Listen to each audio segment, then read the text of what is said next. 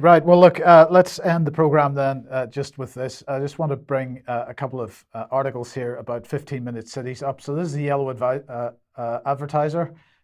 Southend considers 15-minute scheme is the headline. Now, who's written this? Well, it is Christine Sexton, who's a local democracy reporter. So I want to just mention in passing, remind everybody what a local democracy reporter is, because of course this is someone who is in fact employed by the BBC and they run their local democracy reporting service. So when you see a local report written by a local democracy reporter, it's actually a BBC report. But anyway, let's go on here. She said Southend could be divided into 8 neighbourhoods where residents will be able to live, work and play in a 15-minute radius of their home.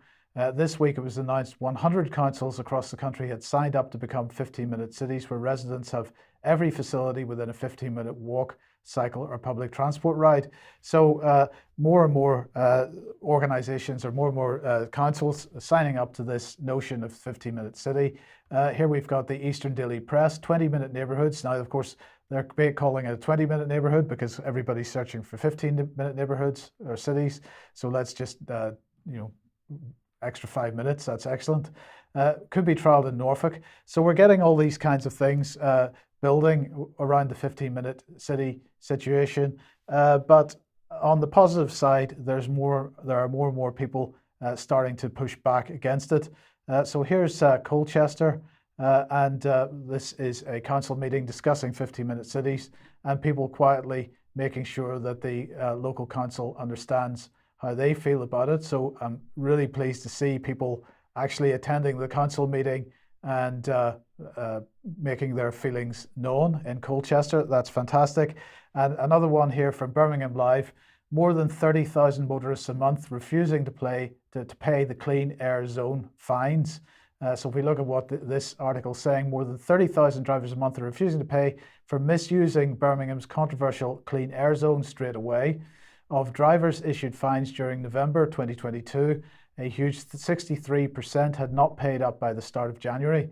The City Council has been overwhelmed by the number of motorists failing to comply with the Clean Air Zone rules since its launch in 2021. More than 50,000 drivers are still being penalised every month for collecting all the cash owed has proved impossible. And that's the key point. When people stand together, Patrick, the councils really and the government can really do nothing about it because it becomes too expensive to collect all that money. Mike, just one question for you, maybe for the viewers in the chat box. At the national level, where's the conservative government on these sort of neo-Marxist collectivist policies from the WEF? Where's the conservative government?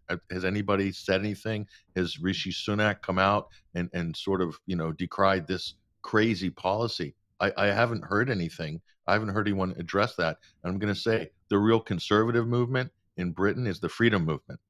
And so, just a little food for thought.